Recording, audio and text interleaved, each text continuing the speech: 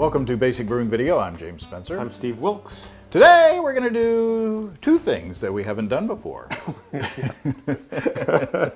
Don't cash the check. Checks will not be on. That's right. First off, we're going to be doing a sous vide steak, and we're going to be doing a hopped mead to go along with it. Hop Cyser, actually.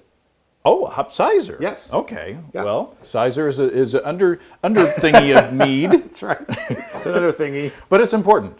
Yeah. So it's the marriage of cider and mead. Yes. And hops. And hops, in this case. A little spice thrown in there. Yeah. So let's start off. This is your show. You made all the stuff. Let's start off with the steak. Yeah, absolutely. So sous vide is a French technique of cooking in a water bath. And part of the idea is to make sure that the food cooks evenly all the way through, which is a beautiful thing for a steak, because the hardest thing to do is to get that steak to be exactly the way you want it everywhere. Right. Because when it's on the grill, at 1,000-degree grill, or whatever you can churn up, by the time you get it to be, if you're a medium person, by the time you get it medium in the middle, it's really well done on top. Right.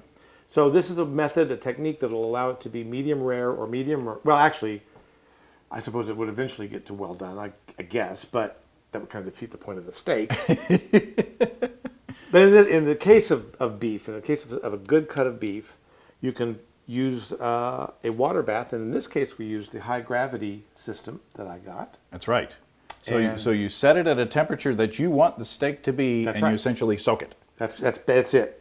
So first you get the system out. You set it. In this case, it's 130 degrees to get a medium rare steak, and you fill the container up with enough water that the food product will sink. Mm-hmm.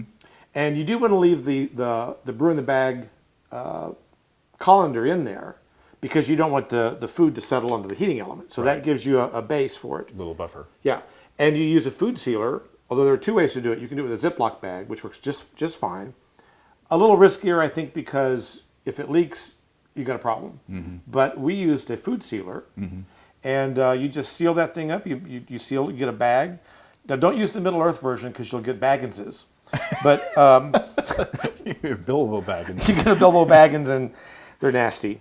Anyway, But you season the steak before you put it in the bag. yeah, just season it up the way you would normally. And in fact, there's a million recipes for doing this. You could, if you don't like seasoning, don't put any on it. Doesn't matter. I just use a standard steak rub of just salt and pepper and a little garlic and thyme. I season it like I would, just exactly like I would season it to throw in the grill. Some people put a pat of butter in there to make it a little richer. Ooh. Yeah. So And then it went into the high gravity system. put in there, and it's set for an hour and a half. Right. So the length of time is important. Obviously, it has to set long enough. The idea is to bring it to the temperature that you want it. In this case, we wanted it to be 130 degrees when we took it out. So in this case, we left it in the water for 90 minutes. So we were guaranteed that it had reached 130 degrees, which it did. So once we've got the food cooked, in this case the steak, it's not that appetizing in the case of beef, because it doesn't have that nice crust on it that you really like on a steak. So you still have another step of cooking to do. In this case, we did it outside on a little charcoal grill. You could do it on a flat top, you could do it in a hot skillet. It doesn't really matter, but nonetheless, you do want to char it on both sides. The beauty of it, though, again, is that about a minute and a half at the most on each side on charcoal, and you get that nice crust, and it's cooked perfectly all the way through, as you can see right there. Yeah, it's amazing. And I think we should see how it tastes. Yes. I've been waiting for a long time.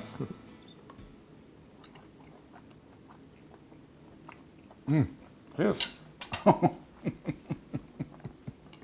It's perfectly done. It's really good. It's really good. Oh, man. The seasoning is great. You still get the characteristics of the Maillard reaction with the grill, but it is done, every piece of that steak is at that perfect temperature all the way through.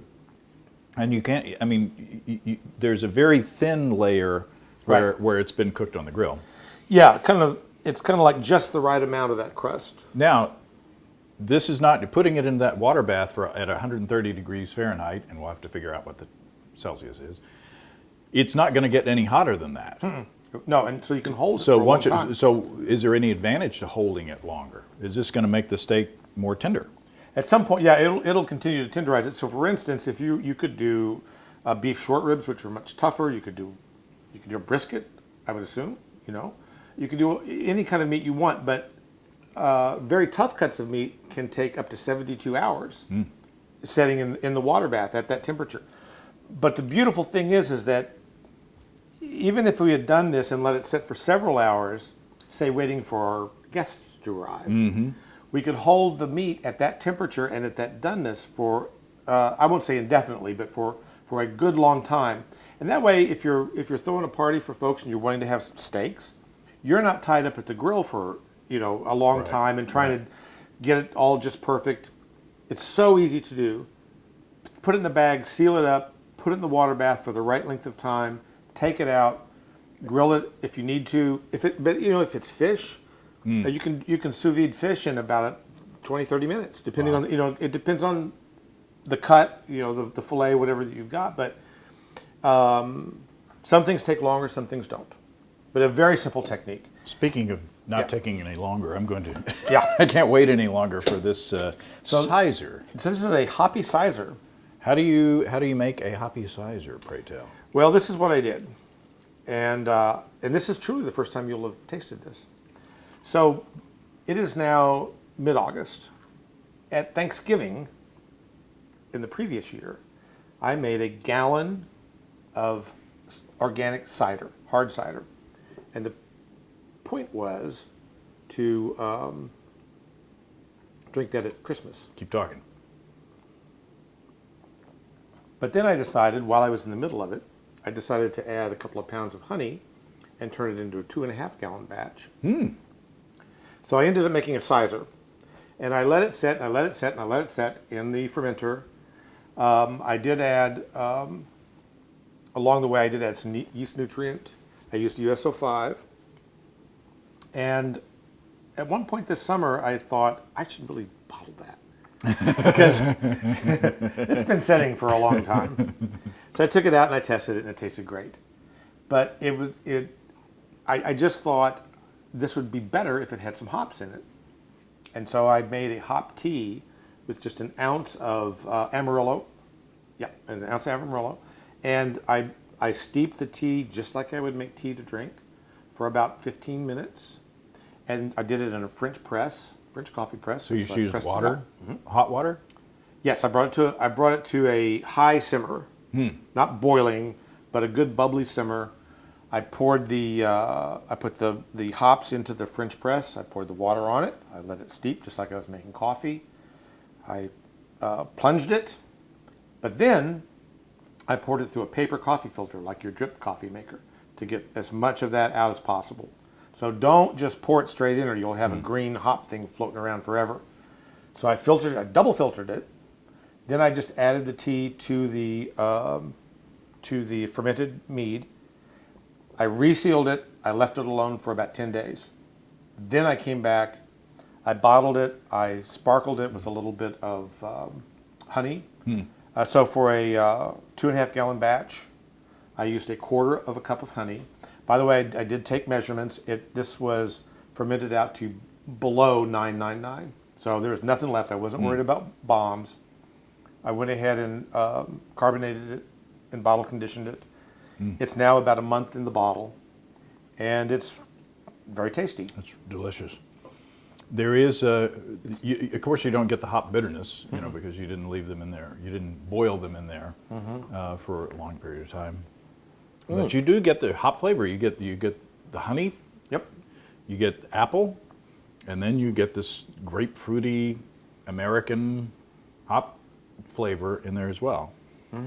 I'm getting more honey on the nose than I am hops, but that flavor is really nice. It blends really well. Well, I will say it was an accidental brew in the sense that I started with one concept, a few days before Thanksgiving, and here we are in August drinking something completely different. Which is why it would be hard to do a formal recipe on this. Yeah, and exactly. Although I suppose I could go back and reconstruct it, but it's the idea that this should be fun, and that sometimes you just get ahead of yourself, and I just didn't have time to deal with it. But when I did, and knowing that it was fermented well, I said, what can I do to make this fun and interesting and refreshing? And that's what we've got. Boy, what a great summertime beverage. Yeah, And what a great summertime activity.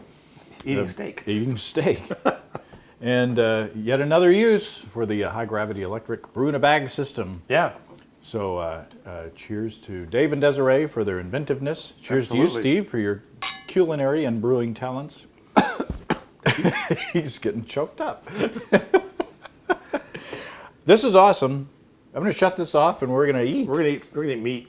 So try it yourself. Whatever gadget you use to, I'm getting choked up. Whatever gadget that you use to do your sous vide cooking, try it. I'm sure there are tons of ways to hack your own sous vide thingy at home. Oh yeah, It's just really handy to have a brewing system that also does that. Well, as the really nice thing about the high gravity system, more than anything else, as far as is the temperature control. Mm-hmm.